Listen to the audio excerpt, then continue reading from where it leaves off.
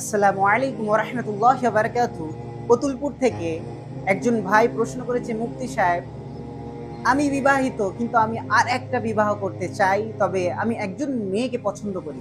কিন্তু সেই মহিলাটা অন্য কারো বিবি অর্থাৎ বিবাহিত মহিলা। এক্ষেত্রে শরীয়ত কি আমাকে সেই মেয়েকে বিবাহ করার ইজাজত দেয়? জায়েজ? এর উত্তরে একদম হারাম। কারণ সেই মহিলাটা অন্য কারো বিবি।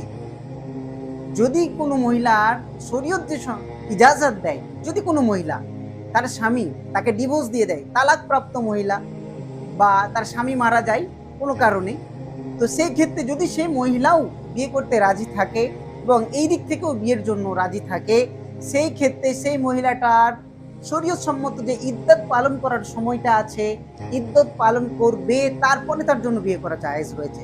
ইদ্যত পালনের কমসে কম ৩ টে হেজ, এর অর্থাৎ হলো ৩ টে মাসিক বাংলায় যেটাকে বলা হয়, আর এটা ৩ মাস, মাসে একবার হয়।